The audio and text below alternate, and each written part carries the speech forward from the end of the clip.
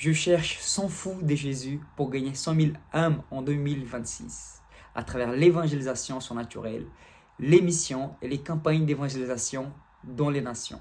Cette année, nous avons parcouru 11 pays en amenant l'évangile pour des milliers de personnes dans des pays tels que l'Égypte, Israël, le Togo, le Brésil, la Croatie et bien d'autres, et des centaines de personnes activées.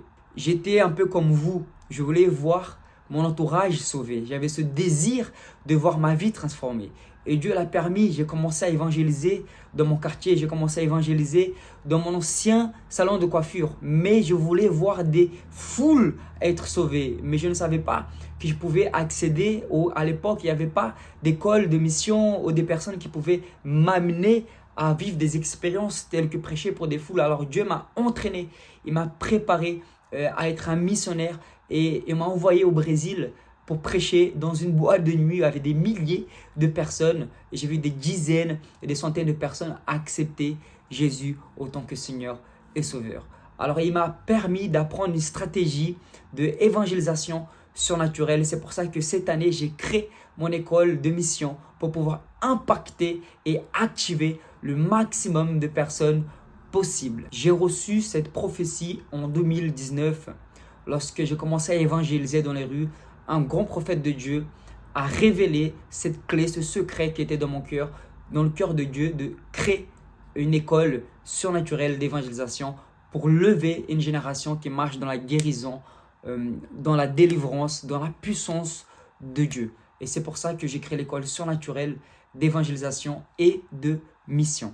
Et cette école n'est pas seulement que pour les évangélistes, c'est pas fait que pour ceux qui savent évangéliser, parce que l'évangélisation s'apprend sur le terrain. C'est pas que la théorique, mais c'est la pratique. On fait des erreurs, mais nous apprenons avec nos erreurs. Mais rien de mieux qu'être sur le terrain pour pouvoir apprendre à évangéliser de la meilleure façon possible. Si je devrais seulement attendre les évangélistes pour évangéliser, les âmes seraient en train de mourir. Et la vie chrétienne, c'est une vie d'expérience, c'est une vie d'adrénaline, c'est une vie de foi.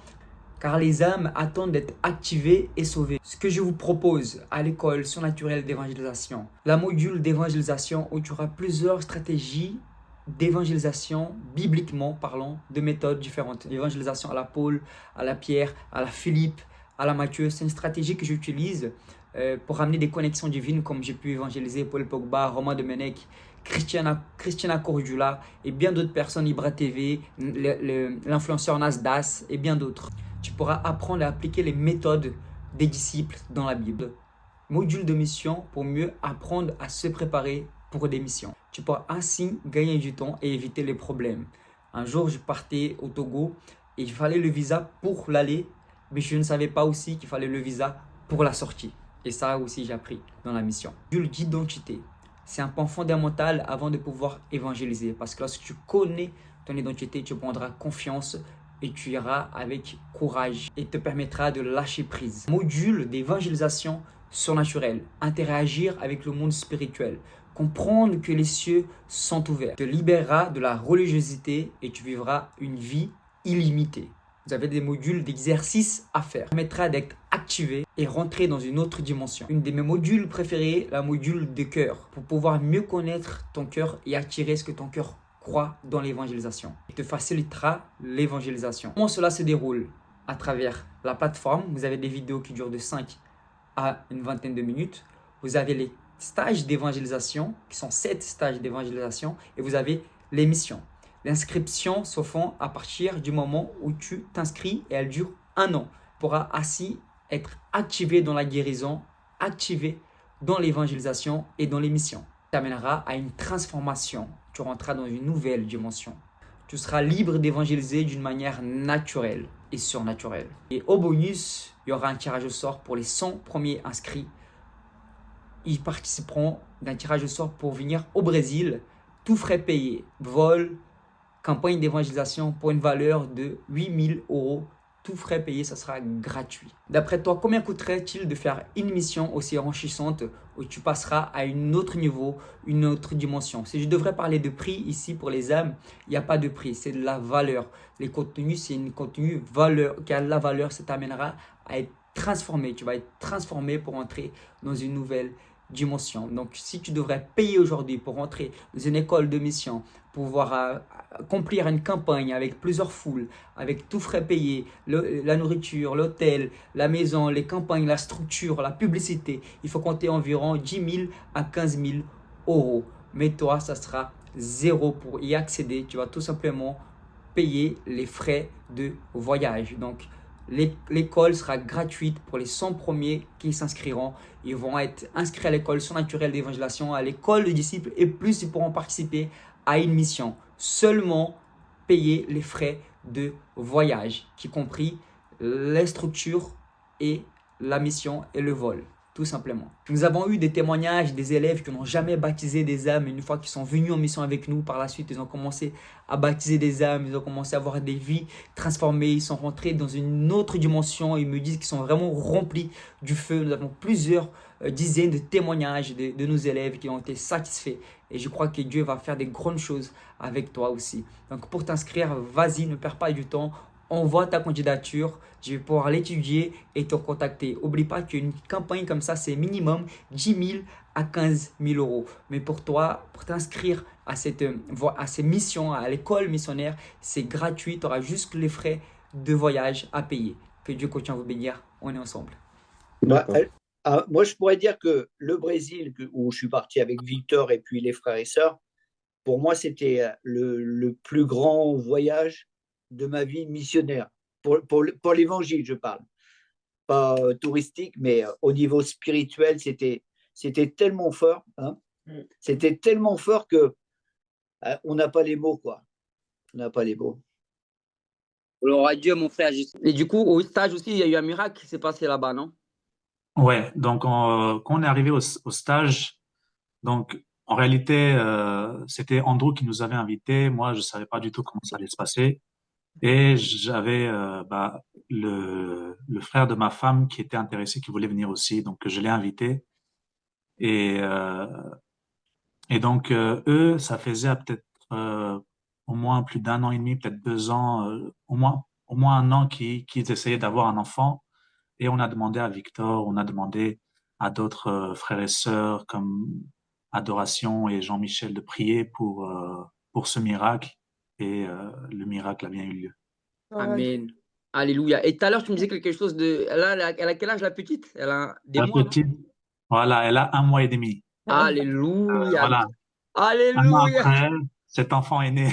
Amen. Dieu est Cet fidèle. enfant est né. Trop mignon. Voilà. Jésus est fidèle. C'est que le début des miracles. Il va faire Amen. encore plus d'autres miracles comme Jésus, car il est bon. Et tu m'as raconté tout à l'heure, par rapport à ton travail et tout, qu'il y a des gens qui viennent et tout, et tu pries pour eux. Ouais, ouais. Oui. Donc, en gros, et déjà, je rends gloire à Dieu pour Victor, pour Tamiris et leur initiative, cette école-là, parce qu'elle était une grande bénédiction pour moi. Et je vais vous expliquer pourquoi, parce que moi, avant ça, je cherchais vraiment à rentrer dans le surnaturel. Je suis quelqu'un j'ai été baptisé, j'avais à peu près 17 ans, et pendant à peu près, on va dire, une dizaine d'années, voilà, je participais à des activités de l'Église, euh, des évangélisations par-ci par-là, mais en réalité, je n'avais jamais goûté au surnaturel. Et c'est un an avant que je participe à cet atelier que vraiment j'étais rentré en prière, que je commençais à demander au Seigneur, Seigneur, je veux vraiment expérimenter. Voici, c'est écrit, voici les miracles qui accompagneront ceux qui auront cru. Moi, je crois, Seigneur. J'aimerais voir tous ces miracles, imposer les mains aux malades, chasser les démons, etc. C'est des choses incroyables. En tant que chrétien, je veux voir ça, je veux expérimenter ça et rendre gloire à Dieu à travers ça également. Et pendant l'atelier, Victor nous a poussé à activer, en fait, en réalité, il nous a activé dans ce domaine-là, dans les dons spirituels. Il y a eu des ateliers de guérison. Et après, on est allé évangéliser juste après l'atelier. Et en réalité, je pense que c'était ça qui me manquait beaucoup. C'est-à-dire que j'avais lu la théorie, j'avais vu toutes ces choses, mais il me manquait la pratique. Et cette pratique-là, elle demande une audace, comme on dit, de la foi. Et cette audace-là, je l'ai vraiment retrouvée dans dans la vie de frères et sœurs comme Victor, qui ont été un exemple pour moi. Et c'est comme ça que le soir même de cet atelier, j'étais allé voir des amis, on est allé manger ensemble. J'ai dit, voici, c'est bon, je dois commencer.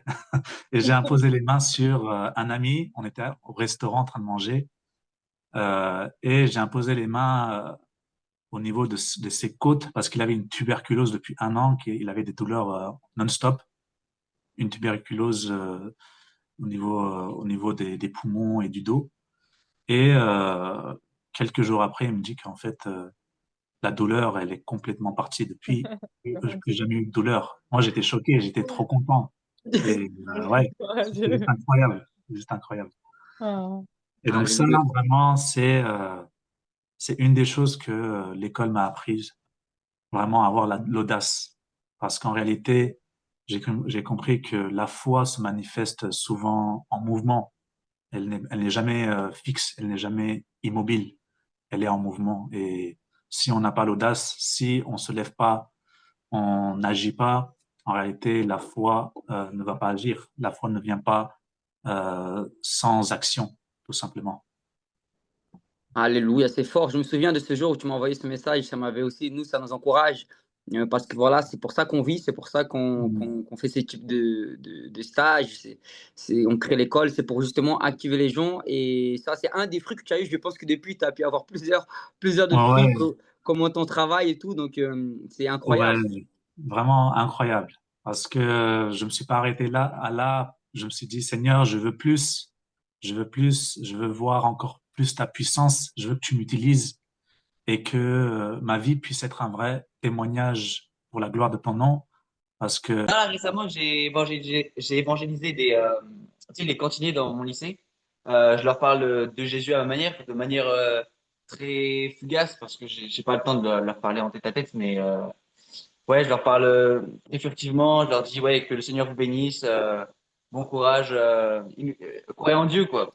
C'est ceux qui travaillent à la cantine, c'est ça? Ça, qui servent les plats, qui nettoient aussi, qui. Mais je Voilà, quoi. pense ils doivent être touchés parce que vu Et entre oui. parenthèses, d'un blanc, tout ça, tu vois, ils doivent dire, mais attends, Mais tu vois. en plus, ils sont vraiment mis à l'écart, quoi, parce que euh, en fait, les jeunes, ils les calculent pas, quoi. Ils passent, ils prennent les plats et c'est tout, quoi. Du coup, ils doivent être vraiment touchés de simples gestes comme ça et j'espère que ça les a touchés. C'est sûr. Et vous êtes dans le même lycée? Ouais, Et vous voyez, et vous vous retrouvez là-bas? ouais. Des fois, en fait, Des fois, on se fait des petits coucou dans le bus aussi. c'est tout, on se voit juste des vues, mais. On va venir au lycée faire une évangélisation. Amen, amen, amen, ah oui. C'est prophétique, là. Aminata, et du coup, vous êtes allés ensemble, c'est ça? Là, vous l'avez donné à manger à un SDF, c'est ça? Oui, c'est ça, ouais. Et le gars, du coup, son papa était pasteur. Ouais. Donc, je pense que c'est pas en vain, en fait, que le Seigneur vous a conduit à lui. Mais oui, mais vraiment, ça l'a touché. Je pense que ça lui a rappelé son père. Je sais pas s'il le voit encore, mais c'est vrai, ça lui a rappelé plein de trucs. Et en fait, le fait qu'on soit deux jeunes qui font ça, enfin, ça l'a énormément touché. Tu Mais, m'étonnes. Il y a un réveil, il y a un Je voulais réveil. parler aussi. Donc, je voulais dire que suite à cette évangélisation au Brésil, donc vraiment, bon, là, ça a réveillé en moi plein de choses, notamment la volonté de me laisser aller dans les l'EHPAD. Et ma mère, par exemple, et je prie pour des personnes, j'ai déjà fait ça. Je prie aussi pour des malades. J'ai une amie qui est chrétienne, elle connaît des personnes handicapées, notamment un monsieur qui a la maladie de Charcot. Voilà, donc maladie très très difficile. Et donc comment dire, il ne maîtrise pas du tout ses deux membres avant, donc c'est vraiment handicapé complètement. Et en fait, petit à petit, ben, on prie pour lui, il a accepté Jésus, on voit il a changé, il s'est transformé, vraiment, au niveau ça se voit, moi je l'ai vu 3 semaines après, et je vois qu'il est plus posé. Et puis, il acceptait complètement, il attendait vraiment qu'on soit là. Et la fois où on est venu, enfin, Dieu a bien voulu aussi faire venir une autre personne qui était chrétienne, qui venait le voir régulièrement et qui ne savait pas, en fait, qu'en tant que chrétienne, ben, elle avait le devoir aussi de lui apporter justement la bonne parole. Et elle me dit, mais moi, je suis chrétienne, je vais à l'église, j'y crois beaucoup, mais jamais j'aurais pensé que je pouvais parler de ça, que je pouvais prier avec lui. Je prie pour lui à part. Et je lui dis, mais ouais, voilà, moi, je ne peux pas venir tous les jours, je travaille, mais vous, madame, vous êtes à la retraite, vous êtes à 2 pas, vous êtes dans le même immeuble que lui. Vous pouvez lui apporter, vous pouvez venir tous les jours, parler de Dieu. Elle me dit, mais moi, je lis la Bible. Eh ben, lisez la Bible avec lui, faites-lui du bien, il attend que ça. Alors, ça l'a réveillée aussi. Voilà, c'était une chrétienne qui a été réveillée en même temps parce qu'elle s'est dit, ben, Alléluia. ben voilà, elle venait voir son voisin, on sentait une femme qui était dévouée aux autres, mais elle n'avait pas connecté dans sa tête que oui, on peut aller faire du bien, montrer, justement, visiter les malades, mais apporte-lui la parole de Dieu, il en a besoin. Pour l'instant, c'est ce qui lui permet de tirer la tête hors de l'eau, parce que c'est pas facile de vivre cette maladie. Donc là, tout d'un coup, là, j'espère que ça l'a réveillée. Et elle nous a fait comprendre que oui, j'habite là, au bas de l'appartement, sous-entendu, la prochaine fois que vous venez, invitez-moi, je viendrai avec vous. Voilà, donc c'est Amen. donc, je vois que Là, ça fait combien de temps que tu es à l'école? Presque un an, je crois. presque non, oui, à peu près. Presque un an. Est-ce que tu as senti une différence depuis que tu as intégré l'école et que tu es venu au Brésil? Complètement. Ah, complètement. Moi, évidemment. Moi, je trouve que c'est la seule école, voilà, qui te montre en fait comment faire. Moi, je vois, bon, bien sûr, que depuis que j'ai intégré l'école, que beaucoup de personnes vont dans les rues, se retrouvent, que ce soit à Paris ou ailleurs. Là, c'est quelque chose qui ne me serait pas venu à l'idée. Je me dis, mais comment on fait? Comment on fait pour parler dans les rues? Comment on ose? Donc, ça, je trouve que c'est quelque chose de merveilleux. C'est le fait de se dire, ça y est, c'est plus de la théorie, c'est plus aller et comment on fait pour aller, comment on s'y prend, mais on a une école qui nous apprend à oser tout simplement, qui nous donne les outils, les moyens. Donc, bon, moi, je trouve ça génial. Et J'ai vu filmer ça. J'ai rattrapé ça. Alors, méga témoignage. Alors, il faut savoir que j'étais très très suspicieux toute la journée. Les amis, il raconte son témoignage. De la journée. Je recommence? Non, c'est bon? Non, c'est bon. J'ai éprouvé. Alors, j'étais suspicieux toute la journée. J'ai éprouvé le frère, l'évangéliste. Oui. Pas toute la journée, hein. C'était sur 2 jours, je crois, un jour. Depuis, ouais, bon. Oui, ça a commencé hier soir. Ça a commencé hier soir. D'ailleurs, pardon pour tout ça. Je t'aime, mon frère, t'es pardonné. C'est tellement, ça sort tellement de l'ordinaire, c'est tellement en dehors des clous, même par rapport à ce que je connais. Voilà, je vois les délivrances à l'église, je vois les gens tomber, je vois tout ça. Et lui, c'est tellement simple, facile, que je me dis c'est de la sorcellerie, quoi. Vraiment, je me disais que c'était de la sorcellerie. Et d'ailleurs, je te l'ai dit, même, il a fait un miracle. Il a fait un miracle devant moi, il m'a redressé la jambe. Enfin, c'est-à-dire, ça arrive, c'est assez fréquent, on a une jambe plus courte que l'autre. Et il me l'a fait devant moi, je l'ai bien senti. Et il a fait au nom de Jésus. Et je lui ai dit, même les sorciers, voilà, même sur ça, j'ai douté. Et il faut savoir qu'en fait, j'avais vraiment un voile sur les yeux, j'avais peur. Je pense que c'était de la parano. Et c'est toi qui me l'as dit à la gare, du coup. Donc, pour finir. On est arrivé à la gare, c'est moi qui ai demandé à ce qu'on évangélise enfin, qu'on finisse par évangéliser. Et là, tu me dis, il faut qu'on y aille de toute façon parce que il va y avoir une âme, comment t'appelles ça? J'ai dit, on va évangéliser à la méthode à la Philippe. Une méthode à la Philippe. Je sais quoi, ça, méthode à la Philippe? Tu m'as parlé d'Abakouk, c'est ça? Non, et je t'ai dit que, en fait, j'avais fait Enoch, c'était l'Éthiopien. Ouais. Qui a rencontré, Philippe avait rencontré l'Éthiopien parce que c'était dans l'intimité et Dieu lui a révélé, l'ange du Seigneur a dit qu'il allait rencontrer une âme. Et lorsqu'il a rencontré cette âme-là, il a évangélisé, il a été touché et après il est parti évangéliser la reine d'Éthiopie. Aujourd'hui, l'Éthiopie c'est un pays chrétien parce que l'évangélisation à Philippe c'est évangéliser des personnages réputés. Et cette dame qu'on a évangélisée aujourd'hui, elle a été vraiment choisi du Seigneur pour impacter sa maison. Et du coup, il m'a dit, non, là, il va y avoir des âmes qui vont être faciles, en fait. Des rendez-vous divins. Des rendez-vous divins, et en fait, ils nous attendent. Et là, je dis, d'ailleurs, je te dis, mais c'est pas tout le temps le cas. Et là, tu m'as dit, non, des fois, c'est plus dur.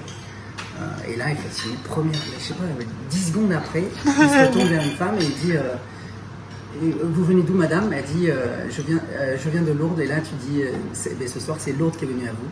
Et d'un coup, elle a été touchée par le Saint-Esprit, elle a pleuré. Elle attendait ça, elle a regardé les yeux au ciel. Vraiment, c'est quelque chose qu'elle attendait. Elle a fondu en larmes. Et elle nous attendait parce qu'elle avait un gros problème de cœur.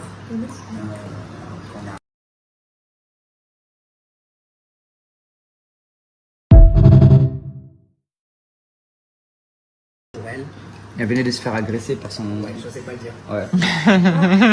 Pas grave. Elle venait de se faire agresser par son ami.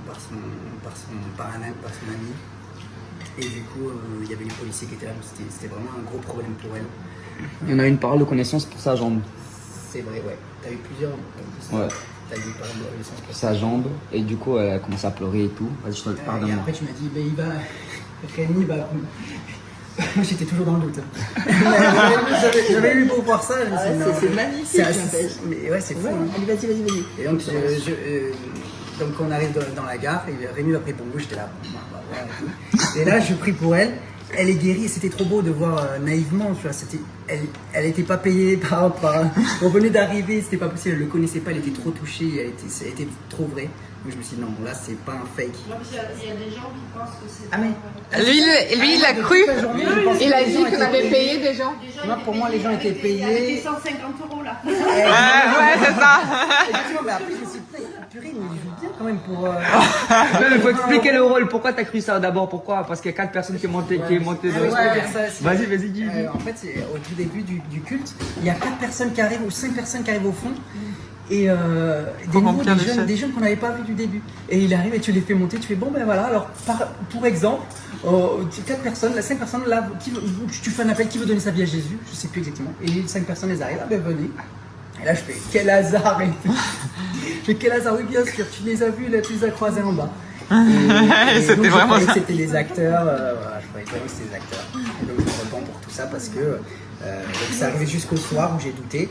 Parce que cette femme-là, vraiment, elle était, il y avait quelque chose de très très fort. Hein. C'était très fort. D'après pour elle, pour sa guérison, je prie pour elle. Elle est guérie. Je doute encore. Elle me dit merci beaucoup. Je dis ben merci, c'est Dieu qui fait, ou alors c'est lui. Parce que j'étais encore, je me disais, j'étais sous. Et là, à partir de ce moment-là, j'ai vu que je rentrais dans. Il y avait un esprit, il y avait quelque chose en fait. Le voile s'est déchiré à ce moment-là. En fait, ouais, c'est ça. Je me suis dit, il y a un truc bizarre, quoi. C'est pas possible que tout soit faux comme ça, en fait. C'est moi qui me trompe. Si même cette personne, je crois qu'elle est fausse, parce qu'après, j'ai cru que même elle était fausse. Donc là, je me suis dit, c'est moi le problème. Et là, je me suis confessé un peu. Hein. J'ai dit, il y a un problème. Et tu m'as pris dans tes bras. Tu as prié pour moi. Et ce que j'aime beaucoup, c'est que j'ai pas. C'était trop doux. C'était très doux. C'est pas comme la plupart. Pourtant, j'ai beaucoup crié dans tes oreilles. Non, mais c'est une grande douceur que moi je prenais du coup pour de l'acting, puisque je me disais, ben non, il n'y a pas d'onction. En fait, l'onction, des fois, c'est pas. La puissance, des fois, elle est tellement douce, il n'y a pas besoin.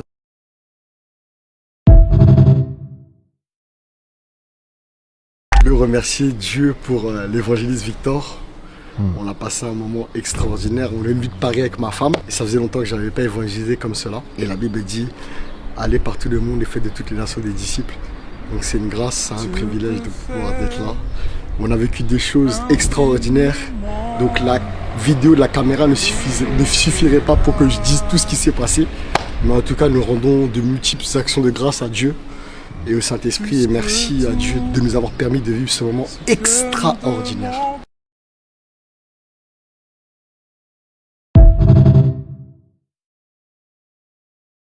Jonathan, alors pour moi c'est une expérience enrichissante où j'ai pu communier avec mes frères et sœurs et j'ai pu apprendre à les connaître. On a eu des moments intenses dans la prière, dans le partage et surtout dans l'évangélisation où j'ai pu sortir de ma zone de confort et aller vers les gens pour leur témoigner du Christ, les parler de Jésus-Christ et de prier pour eux, pour leur douleur, pour leur challenge. Les amis,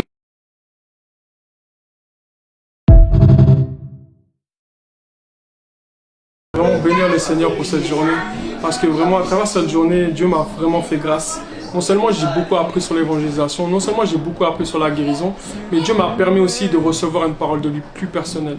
Et vraiment, j'encourage tout le monde vraiment qui puisse vraiment expérimenter ce qu'on a pu expérimenter ensemble, parce qu'on était vraiment dans la communion fraternelle, on était vraiment dans cet amour, dans ce partage. Et vous savez, la Bible dit, vous reconnaîtrez mes disciples à l'amour qu'ils ont les uns pour les autres. Et premièrement, je suis venu chercher une communion fraternelle. Premièrement, je suis venu chercher une relation. Et cette relation était venue du Saint-Esprit. Vous savez, le serviteur Victor Serpa, j'ai découvert, peut-être comme certains d'entre vous, vous allez peut-être le voir sur les réseaux. Moi, je ne le connaissais pas. Le Saint-Esprit m'a conduit jusqu'à lui. Moi, je faisais déjà l'évangélisation, mais le Seigneur m'a demandé de me perfectionner avec lui. Et aujourd'hui, par la grâce de Dieu, j'ai intégré son école de formation dans l'évangélisation. Et je sens et je sais et j'ai vécu aujourd'hui certaines choses qui me confirment que je vais passer un palier avec ce ministère. Donc vraiment que le Seigneur vous bénisse et j'espère vous voir bientôt dans la prochaine mission.